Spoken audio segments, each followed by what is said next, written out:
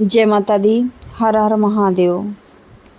एक बच्चे का प्रश्न है कि माँ, क्या नेगेटिव चीज़ों को हम अपने खुद से उतारा करके कैसे अपने आप को ठीक कर सकते हैं बिना किसी दरबार और बिना किसी सहायता के। तो मैं उस बच्चे के लिए आज का ये वीडियो लेकर के आई हूँ। आपको चौकी और दरबार भटकने की ज़रूरत नहीं है। आप स्वयं अपने घर पर इस उतारे को कर सकते हो बिना किसी गुरु या बिना किसी की राय से। तो अगर आप लोग मेरे चैनल पर नए हो तो चैनल को लाइक और सब्सक्राइब कर देना। कमेंट में जय माँ काली का जयकारा ज़रूर लगाना सभी बच्चे। तो आज का ये उपाय जो मैं बताने वाली हूँ, ये उपाय उन व्यक्तियों के लिए है जिनको काफ़ी समय से बीमारी लगी हुई है। रिपोर्ट जब आती है तो नॉर्मल आती है, या संतान की प्राप्ति नहीं हो रही है, कोई कमी भी नहीं है और संतान की प्राप्ति भी नहीं हो पा रही है। आपके पैरों में दर्द होना, बहुत ज़्यादा ऐंठन दर्द होना, सीने पे दबाव रहना, झटके लगना, कमर में दर्द रहना, बहुत पुराना दर्द हो गया है, हमेशा कमर में दर्द रहता है, और सिर भारी रहना, ये सब चीज़ें जिन व्यक्तियों के साथ होती हैं तो उनके ऊपर प्रेत बाधा है। तो ये तो हो गई शारीरिक प्रेत बाधा। और ये उपाय जो आज मैं बताने वाली हूँ, चाहे आपके घर में प्रेत बाधा हो या शरीर के ऊपर प्रेत बाधा हो, दोनों के लिए ये उपाय किया जाता है।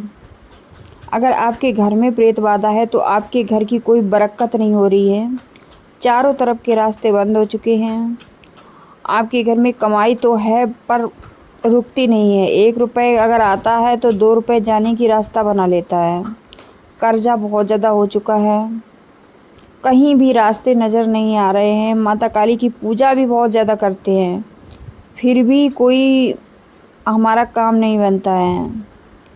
तो आपके घर में भी कहीं ना कहीं नेगेटिव चीज़ें हैं जिस वजह से ये सब चीज़ें हो रही हैं। अचानक से लड़ाई झगड़ा का हो जाना, घर में से गंदी बदबू आना, हमेशा किसी ना किसी बात को लेकर के टेंशन रहना, ये सब चीज़ें होती हैं जब हमारे घर में कोई नेगेटिव चीज़ होती है। तो चलिए बढ़ते हैं उस ओर कि इसका उपाय क्या है और इससे हम किसी के भी बिना, किसी चौकी दरबार के बिना अपने घर का खुद से संकट काट सकते हैं। तो इसके लिए आपको एक नींबू लाना है। नींबू हरा होना चाहिए। आप उस नींबू को देख लें, कोई भी उसमें दाग धब्बा या दूषित नहीं होना चाहिए। आप नींबू को लेकर के आएँ किसी शनिवार के दिन, उसे अच्छे से धुल लें। धुलने के बाद जहाँ भी आपका पूजा का घर है उस जगह आपको माँ का दीपक लगाना है। दीपक आप सरसों के तेल का लगाएंगे, माँ काली के नाम का। दीपक लगाने के बाद आप माँ के सामने बैठ जाओ, और सामने बैठने के बाद आप एक अंगारी करके रखना जिसमें वो नींबू जल सके।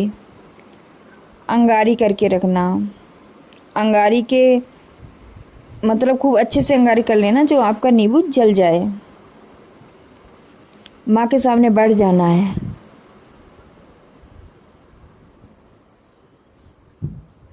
उस नींबू को हाथ में लेकर के, और आपको लौंगे लेनी है। लौंगे ऐसी हो बिल्कुल फूल वाली। अगर आप अभी कुछ दिनों से ही बीमार रहते हो तो आप ये 7 शनिवार करना, और लंबे समय से आप बीमार रह रहे हो तो आप ये 11 शनिवार करना। 11 शनिवार ज़्यादा बेहतर रहेगा क्योंकि बहुत ज़्यादा कुछ इसमें खर्चा भी नहीं है। तो आप कोई एक जैसी मोटी सुई वगैरह या कोई चीज़, कील वगैरह ऐसी हो जो नींबू में 11 छेद हो जाए। कील जैसे लोहे की कील नहीं आती, उससे आपको 11 छेद कर लेने हैं जो लौंग उसमें आप लगा सको। आपको 11 लौंग उस नींबू में लगा देनी है। इसके बाद सभी लौंगों पर आपको सिंदूर लगाना है। सिंदूर लगाने के बाद आप उस नींबू को अपने आज्ञा चक्र पर रखो, माँ से प्रार्थना करो माँ को बताओ, अपना नाम बताओ माँ को, और जो भी आपके साथ समस्या घटित हो रही है सारी समस्या बताओ। माँ से प्रार्थना करो, हे माँ जगत जननी जगदम्बा, तुम तो पूरे संसार के दुख हरने वाली हो और अपने बच्चों को कभी माँ पीड़ा में नहीं देखती है, तो मेरा संकट काटो माँ। ऐसे माँ से प्रार्थना करनी है। माँ का आवाहन करना है कि आओ माँ कालका, अपने बच्चे का संकट काटो, आओ माँ कालका। इस तरह से माँ का आवाहन करके आप जो आज्ञा चक्र पर नींबू रखा था, आप मतलब उल्टा उतारा करेंगे। उल्टा उतारा आपको 11 बार ही करना है। जितनी लौंगे लगाओगे उतना ही उतारा करना है। 11 बार उतारा करने के बाद माँ के सामने रख के, चाकू आपका नया होना चाहिए, पहले यूज ना किया गया हो। उस नए चाकू से आपको नींबू काट देना है। नींबू काटते वक्त आपको ओम क्रीम कालका नमः मंत्र का जाप करना है और अपने मन में आपको भाव रखना है कि अब आज से मेरे सारे संकट कट जाएंगे। माँ संकटों को लेकर के चली जाएगी। नींबू को दोनों हाथ में लेना है।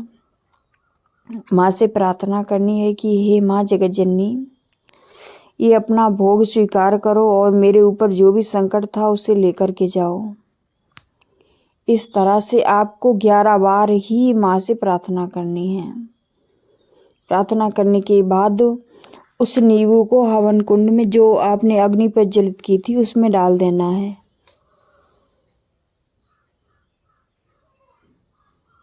उसमें डालने के बाद जब नींबू जलेगा, अगर नींबू चिटचिटा रहा है, चिटचिट की आवाज़ आ रही है, तो समझो आपका प्रेत खत्म हो रहा है आपके शरीर से।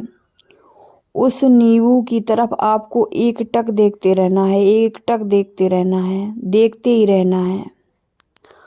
आप तब तक उस नींबू की तरफ देखेंगे आंखें एकटक करके, जब तक आपके शरीर से पूरी ऊर्जा, जो नेगेटिव ऊर्जा है, वो खींच ना जाए।